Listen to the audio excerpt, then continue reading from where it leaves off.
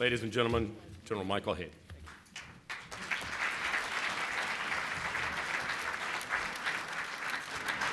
See, this is the scary part when the honoree goes into his pocket and how many pages is he pulling out? One. Well, first of all, that was awesome. You know, I did a little homework about previous winners. My God, talk about high cotton. Jim Mattis, Marine Corps General Officer, a good friend of mine. Jim is, I just wonder what his speech was like because I've heard Jim talk.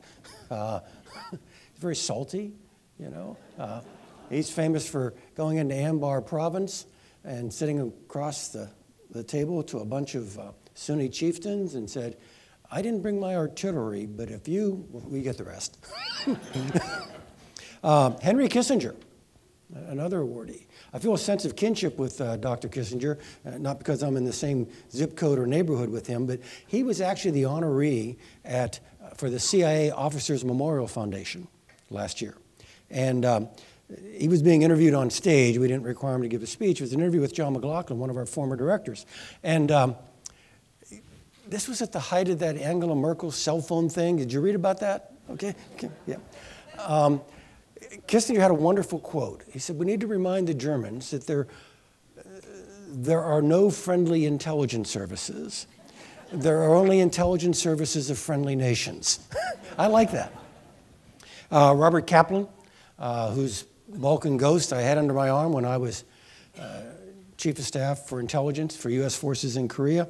And then Walter Russell Mead, whom I will quote later in my presentation. I use Professor Mead stuff routinely in my presentations. So thanks so much. Thank you so much for the work you do here, too, the Foreign Policy Research Institute. It has never been more needed. I love the characterization through the lens of history and geography and culture. And then your founder's comment that a nation has to think before it acts. We are not famous in the world, we Americans, for the long view thing, okay? I remember a book, it's 30 years old now, written by Joe Nye up at Harvard. It's called Thinking in Time. And we Americans get good credit for being hardworking, problem-solving, practical folks, rolling up our sleeves and making things happen. But Professor Nye says in his book, you know, when an American walks into a situation, he says, what's the problem? And he said, that's not the right answer, or not the right question, because it leads you to incomplete answers. He said the right question is not, what's the problem? What's the story?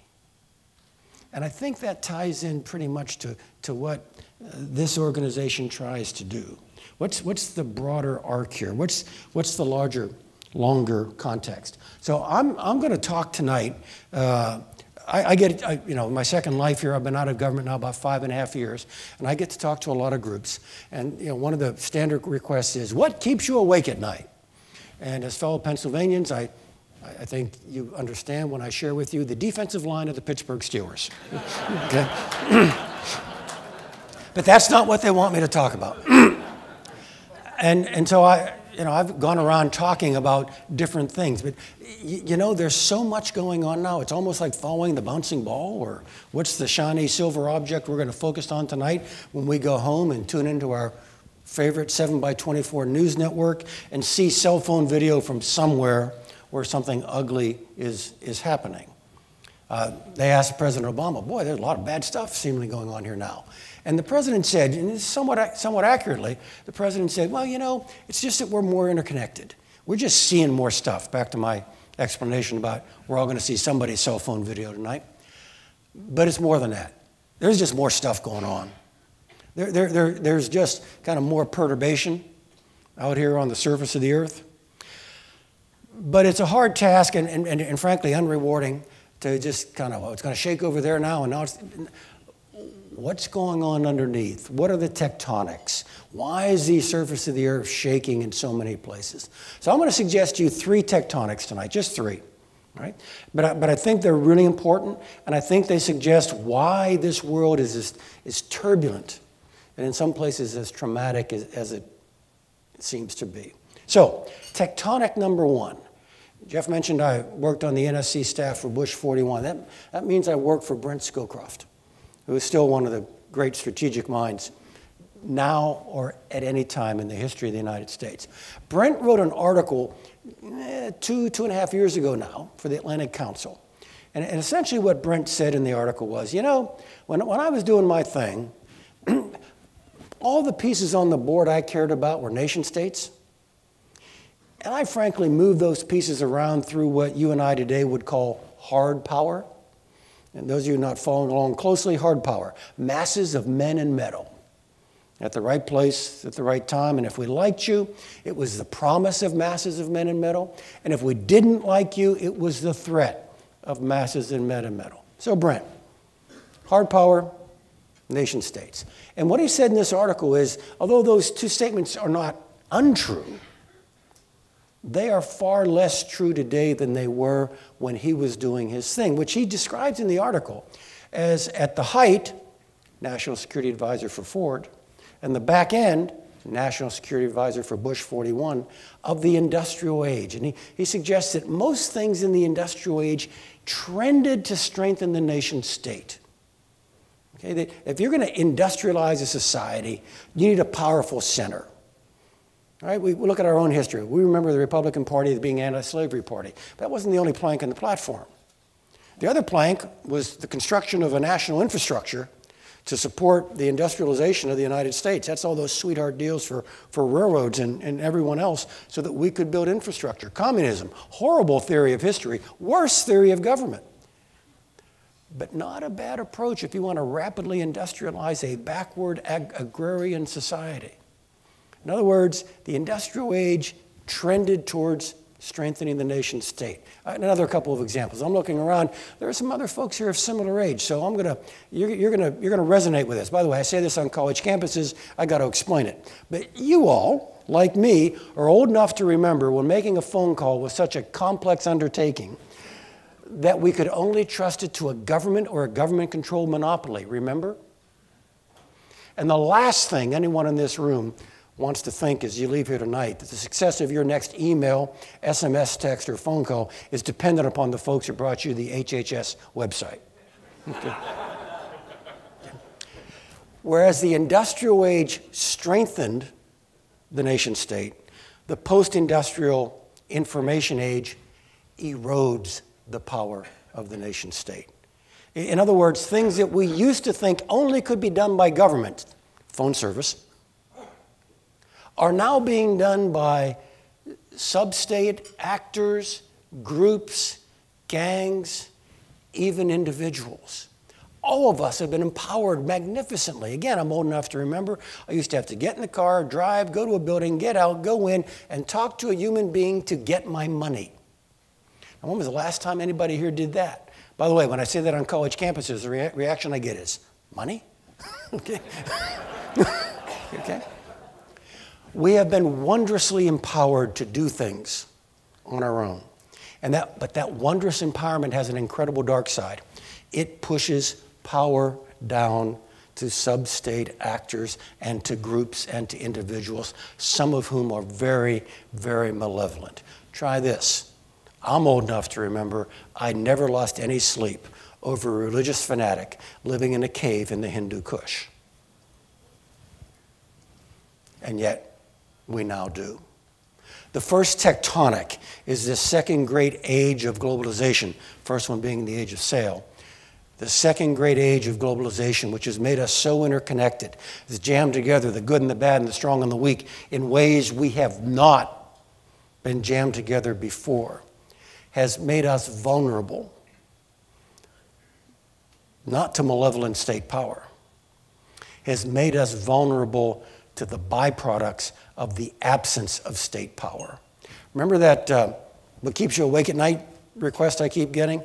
I always had 5 things on my list, and I wasn't lazy. I think those are the 5 core things. 2 of them are countries. One was China, one was Iran. The other 3 weren't. The other 3 were terrorism, transnational crime, and cyber threats. None of them have to be the product of state power. I mean, they can be used by states, but they can all come at us without being sponsored by a state. Now, one quick corollary on Tectonic 1. Our national security structure was hardwired in 1947 to defend us against malevolent state power. The Security Act of that year created National Security Council, Central Intelligence Agency, the Joint Chiefs of Staff, the Secretary of Defense, and America's Air Force. We're hardwired to work this way. And what I'm trying to suggest to you is a product of this First Tectonic, the stuff's coming this way. And I would suggest to you, a lot of the prickly debates we've been having with ourselves over the last 13 years has been about taking a national security structure designed to go this way and making it work this way. Sorry, that's too abstract. Let me get practical. Two presidents, and you may have noticed, quite different, two presidents have said we're at war with Al-Qaeda. What do you do in a war? Close with and destroy the enemy. In other words, you kill them. We've done that in every war. What's it look like over here? Looks like targeted killings from unmanned aerial vehicles outside of internationally agreed theaters of conflict. Ooh, different? I'm a little uncomfortable with that. Don't quite have a national consensus there yet. Tell you what, don't kill him. What else can you do with the enemy? Close with and capture him. You know, we had tens, if not hundreds of thousands of Germans and Italian prisoners of war here in the United States during World War II, and we kept them for the duration of the conflict. Okay, cool. What's it look like over here? Looks like that little Navy base on the southeastern tip of Cuba.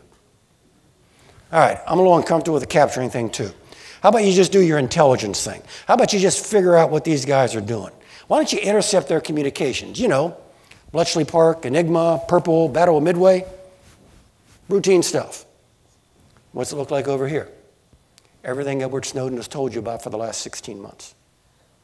You get the point? The First Tectonic is the greatest dangers to your welfare and mine are not coming from state power right now. They're coming as a byproduct of the absence of state power from ungoverned areas. And we are not yet settled into a national consensus as to how we're going to work against that. That's tectonic number one. Tectonic two. Tectonic two is the erosion of things we thought permanent in the international system. There are lots of ways of expressing this. I'm going to summarize it based upon two treaties, Versailles and Westphalia. And what I'm going to suggest to you that Versailles and Westphalia are kind of going away. Let's do Versailles first, because it's kind of mechanical and physical and more easily explained. About 100 years ago, at the end of World War I, either through or at the same time with the Treaty of Versailles, a bunch of countries were created. One of them is Czechoslovakia. We have got the American ambassador to the Czech Republic here who pointed out to me in the cocktail hour, I was there during the Velvet Divorce. You know, remember those maps you used to stare at when you couldn't follow the polynomial equation on the blackboard and said, let me just check the map, I understand this better? If you got used to that map, I'm sorry, because a lot of stuff's going away, like Czechoslovakia. Velvet, not a big deal. Yugoslavia, created by Versailles, went away. Not so velvet. Pretty violent. Now you've got another country not created by, but at the same time as Versailles, used to be called the Soviet Union. When I do this on college campuses, then I have to say, ask your parents. They know all about it. Okay? But you know about it. And it's gone. And an awful lot of what's going down now, whether it's in Abkhazia or Ossetia or in Moldova or Transnistria or in Crimea or in eastern Ukraine, it's all about who was standing on what side of the line when the music stopped and the Soviet Union dissolved. And if you think that this melting of Versailles thing is only European, you're wrong. Just kind of spread your gaze a bit eastward and now go to the Eastern Mediterranean. There are countries there created at the time of Versailles by Mr. Sykes and Picot. Countries called Iraq, Syria, and Lebanon. I'll throw Libya in there too, just to kind of be generous with the description. Let me tell you what I'm telling folks. Iraq is gone. It is not coming back. Syria is gone. It is not coming back. These are artificial states created for the convenience of European diplomacy, indifferent to the cultural, historic, commercial, religious, ethnic and linguistic realities on the ground. They were kept in place by raw power. The first application of raw power were the Europeans, the guys who drew the lines. And when the European empires melted, the lines were kept in place largely as a byproduct of the Cold War, because these countries lined up on one side of the ball or the other, and neither we nor the Soviets wanted those guys to start dragging us into a war, so we said, leave the lines alone. We're not getting into that business. And after the Cold War, those lines were kept in place by raw Arab autocracy. I don't know if you've been following closely, but it's not been a good decade so far for raw Arab autocrats. They're going down fast. And so these artificial states, whose boundaries were kept in place by an external imposition of power, with the external imposition of power gone, all the tensions that were bottled up by the artificiality of the lines, look, we have our own issues. We're all waiting for the grand jury decision in Ferguson, right? I mean, we have problems, but we've got elastic structures in our society. We get pushy and prickly at times, and it sometimes turns violent, but fundamentally, since the Civil War, we work it out. We have enough flexibility in our system that these tensions are by and large resolved, and we move to the next level. These tensions were flash frozen 100 years ago. Or put another way, and badly mixing my metaphors, okay? These tensions were in a Coke bottle that we've just decided we're going to take the top off and forgot that somebody's been shaking the bottle for the last 100 years. Put another way, if we replace Bashar al-Assad and Abu Bakr al-Baghdadi with St. Francis of Assisi, this is still going to be a mess. Richard Haas works up at the Council on Foreign Relations. We know him from our NSC days. Richard has described this as the next 30 years war. And he's not suggesting my Air Force is going to be bombing and strafing there for 30 years, but he is trying to compare it to the 30 years war in Europe between 1618 and 1648, where Europe went from one equilibrium to another equilibrium post-1648.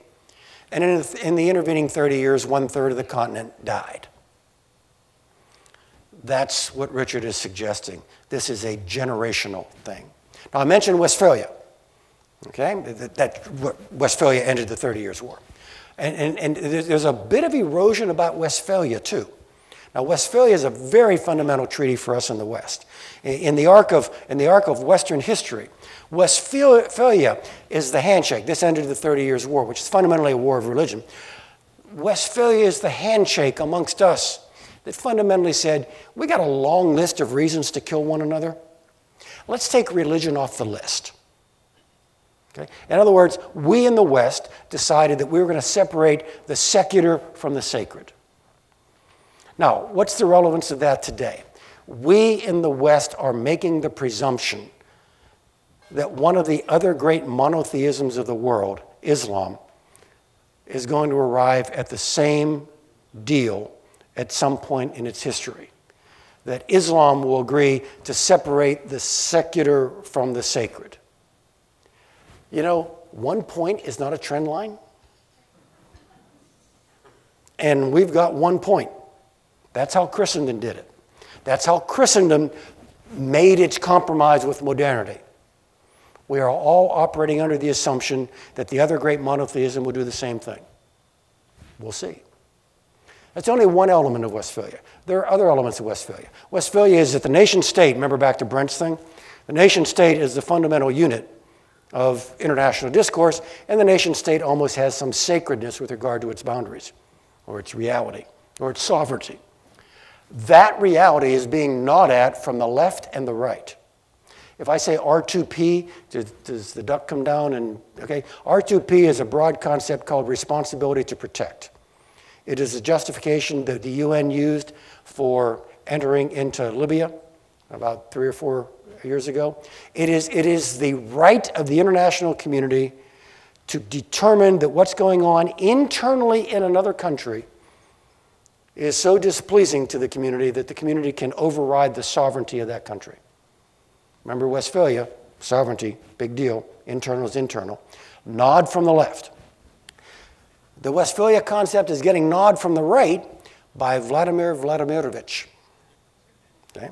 Westphalia says, you are a citizen of the country in which you reside. Get over it. What Putin is doing, in addition to causing an awful lot of trouble in Crimea and an awful lot of trouble in the eastern Ukraine and trying to overthrow the post-Cold War security structure in Europe, which are all big things, in addition to that, he's going after the fundamental premise of of Westphalia, that you are a citizen of the country in which you reside, and replacing it with a different definition. Your citizenship is determined by the language your mom and dad spoke in the kitchen while you were growing up. That is a fundamentally different concept. And that's the second tectonic. Things you and I thought were permanent, like borders and the concept of sovereignty, not so much. The third tectonic has to do with the two great powers left on the planet. We're the only superpower, but we're getting used to the reality of a near peer in terms of the Chinese. Okay? Let me start. I'm going to talk about each country individually in a minute, but let me start with the competition between the two countries first. All right? First of all, let me tell you, I firmly believe China is not an enemy of the United States of America. There aren't any good reasons for China to be an enemy. There are logical, non-heroic policy choices available to us and the Chinese to keep the relationship competitive. Ooh, yeah. Occasionally gets up here at the level of confrontation. Oh, yeah, that's going to happen. Never has to get to the level of conflict. It doesn't. That said, if you stayed on the Acela, I came up on the Acela today, if you stayed on it all the way up to Boston, all right, and you got off and took the cab from the station there over to the Kennedy School of Government and grabbed hold of Graham Allison, okay? Graham is a professor up there, and Graham is an unusual kind of professor, but every 2 or 3 years he goes down south and becomes an assistant secretary or something or other, and then he goes back to Harvard and writes a book about it. Graham has looked at this issue. And he said, you know, fundamentally what you got here is this ourselves and the Chinese. He said, what you got here is the fundamental issue of a status quo power dealing with an emerging power. And he said, you know, we've seen this movie before. This has happened in human history. So let's go back and take a look. So Graham goes back. And he pulls out, it's a very short article, I recommend it to you. He pulls it out and says, you know, this has been on for a long time. Look, you got this issue here where the Spartans have to deal with a bunch of uppity folks from Athens. Okay? And he pulls it forward in history and says, in the modern era, since about 1500, this status quo thing, emerging power thing, has happened about 24 times. Okay? He said, the mechanism by which the status quo and the emerging power resolve their differences and get to a new balance. The mechanism by which that takes place in about 2 out of 3 cases is a process generally known as global war. Okay? So this is a really important tectonic. Okay? This is not me predicting war. I already told you these guys aren't enemies. All right? What I'm telling you is this is something that really requires an awful lot of attention. That's how important that tectonic is. Let me now, before I close, let me dig internally into the tectonic, into the status of each of those 2 countries, the Chinese. I began by saying the Chinese weren't an enemy, right? Let me go on. Most people like me are willing to tell you that we spend as much time fretting about Chinese failure as Chinese success. We spend as much time fretting about Chinese weakness as we do Chinese strength. There are incredible structural problems inside the People's Republic right now. Okay? Let me give you the demographic pyramid in China. So if you think your Social Security thing is a Ponzi scheme, just think what it must be for a society that's had a one-child policy for 4 generations. There is maldistribution of wealth between the coast, which looks like us, and inland, which looks like China 300 years ago. There is environmental catastrophe hard for us to imagine. We were talking at the table about shutting down cars, home heating, and factories so that the sky could be seen during the APEC meeting in Beijing. Okay? I saw one estimate. I'm a fellow at the Chamber of Commerce here in Washington. Saw one estimate that Chinese pollution costs the Chinese economy about 11% of GDP a year, which is kind of like, whoa. So if you're Xi Jinping and the Politburo, you're riding a tiger here. By the way, who died and made you emperor? Why are you in charge? Marx, Engels, Lenin? Nah, long gone. You're in charge because of Mike Hayden's left arm, which is my representation of Chinese GDP growth for the last 15 years. But most people actually think Hayden's lying with his left arm, that the growth has actually been considerably less than the Chinese claim. And nobody argues that this part of it is going down. So the Chinese Communist Party is in power not because of ideology, but because of economic growth. They delivered. And now we're telling you they're not going to deliver. And this is not a choice thing. This is the middle income trap thing. This is the thing that what got their game to this level is incapable of getting their game to the next level thing. And so if it's not economic growth and if it's not Marxism, what else keeps them in power? I have it. Confucian merit. It's a Confucian society. They're accustomed to being governed by people who deserve to be the governors. They're well-educated. They're morally superior. And if you're going to buy that morally superior line for the Chinese Communist Party, simply you do not have access to the Chinese blogosphere. Okay? This is an incredibly corrupt party. And the Chinese are not going to grant it, the Chinese people are not going to grant it control on some platform of moral superiority. So I'm running out of ideas here. It's not Marx, it's not moral superiority, it's not economic delivery. What's left? And the ugly thing that's left is an easy one, nationalism. And that's why you got the Chinese kind of beating their chest about a bunch of rocks called the Senkaku Islands or the Diaoyu, beating their chest about, actually, they're creating bunches of rocks in the South China Sea so that they can claim the territorial waters about them. So that kind of subtectonic is pretty interesting. The last thing I'll touch on is us as the tectonic, internal to us. And this is really important. Where is it we are going as a people? What is the role you think, the big U, the 320 million U, what is the role you think is appropriate for us in the world today? I mentioned Walter Russell Mead, one of your prior award winners. I shamelessly steal his thinking at this point in my talk.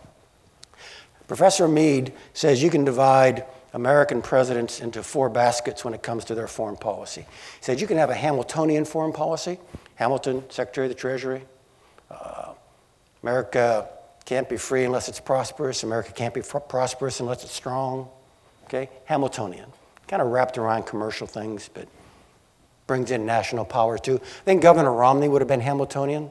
The reason I say that little formula I just gave you, prosperous, free, prosperous, strong, he actually said in the second debate. That was his foreign policy approach. Hamiltonian. Wilsonian, idealism. Make the world safe for democracy, the war to end all wars, kind of taking that manifest destiny thing from the 19th century and repackaging it for the 20th and 21st century. Okay? Wilson, idealism. Jefferson, third model that Professor Mead points out. Jefferson, inward turning. We got lots of work to be done here. We got things to do. Don't really want to be distracted too much. Got to do stuff here. While Jefferson was president, by the way, I know he bought Louisiana, which is a big foreign policy deal, all right? But fundamentally, he wanted to be inward turning. During his presidency, there was an undeclared naval war between France and Great Britain off the mouth of the Chesapeake. And both the French and the British were grabbing American ships and American sailors. And the new republic was very offended by this, and people were saying, you got to stand up for us. And Jefferson said, I got it, and went to Congress for an authorization. It was not an AUMF. It was not an authorization for the use of military force. It was an authorization called the Non-Intercourse Acts. I don't think that's a good label for any law. It was an authorization to allow the president to direct American merchantmen to stay in port. His response to our being raided on the high seas by the French and the British was, don't go there. Jefferson, inward turning. The fourth model that Walter Russell Mead brings up beyond Wilson and Jefferson and Hamilton is Jackson, Andrew Jackson. First American president from the frontier, Indian fighter, war hero, first Democrat president, whether you spell it with a big D or a small d, he's the first Democrat president. Walter Russell Mead's summary of Jacksonian foreign policy, I think, is really, really precise. He says, you know, the people who watch Fox News, okay? The foreign policy gathered around the immortal Robert De Niro line. You talking to me? Okay. The president I served was Wilsonian. I used to sit in the Oval after I got done with my thing, and I'd kind of, you know, after you're done briefing the president, somebody else goes up there on the couch. You get to go back and sit in the chairs in the back of the room. You kind of got to pay attention. You know, the president every now and again will say, well, what do you think, Mike? And a good answer, let me tell you, a good answer is not, I don't know, Mr. President, I wasn't following, okay? So you got to pay attention, but you get a little bit of a chance to observe. And this is not me thinking back on that. This is me telling you what I was thinking while I was observing. And what I was thinking while I was observing is, this has got to be the most Wilsonian man in this office since Wilson. I will freely admit that President Bush actually had a little touch of Jackson going on there too. Okay? There was one scene, he's walking past a press rope line, and somebody barked out a question. This is when things are heading south early in Iraq. He says, what about that insurgency? And the president, just wheeled. He didn't have to answer it. He just wheeled around and said, bring it on. That's Andrew Jackson. President Obama is equally Wilsonian, I believe. The speech in Cairo, the speech in Ankara, the speech in Prague, for God's sake, the president is trying to sponsor a world in which there are no nuclear weapons. That's really Wilsonian. I also think President Obama is Jeffersonian. Otherwise, you don't get the tide of war is receding, Al-Qaeda's on the run, and it's time to do nation building at home. And I think an awful lot of the tension we see in our government trying to make decisions is the president and his staff reflecting this inner struggle between his inner Wilson and his inner Jefferson. You want evidence of that? Go back and check the West Point speech in December of 2009, where he says, we're surging in Afghanistan, sort of, for about 18 months. Pure Wilson, balanced with Jefferson. The tectonic here, and here's where I'm going to literally get off stage, all right? The tectonic here is, what are we going to decide is our model? Where are we going with this?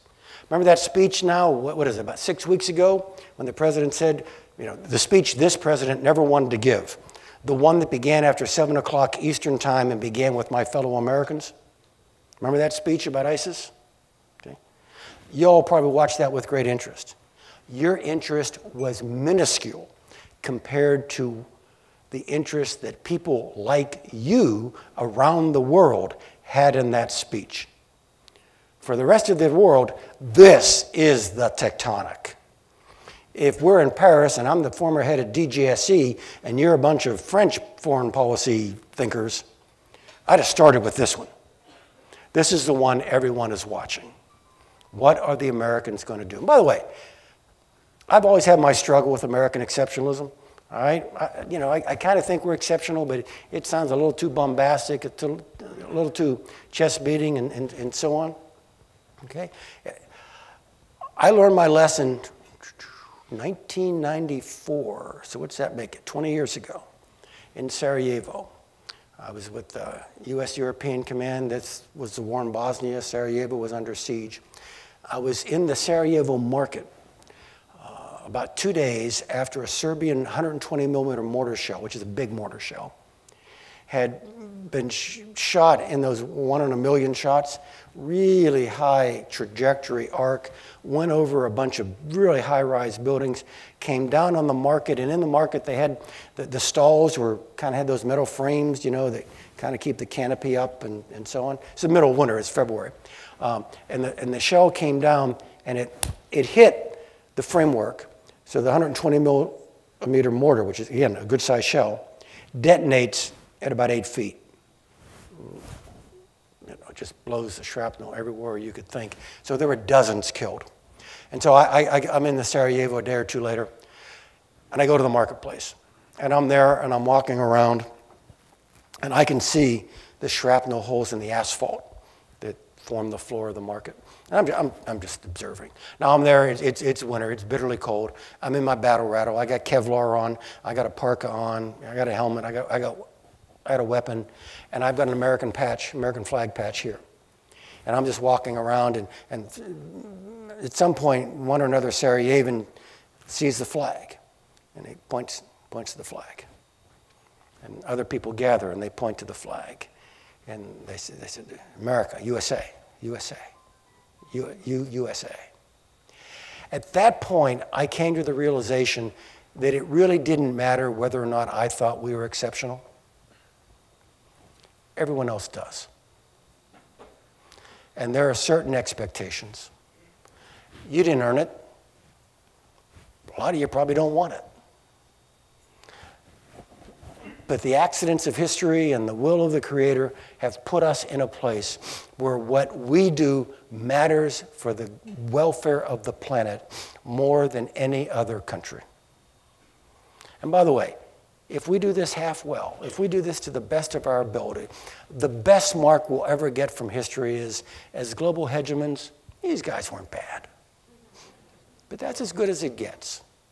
But that's where we are. And that's why what it is this organization does about taking a long view, about where this fits into history and geography and culture is so very important. If we get it wrong, we suffer, but not just us. The rest of the world does too. So this work, I am happy to be associated with, and I am honored that you thought enough to me to include me in your grouping. Thank you very much.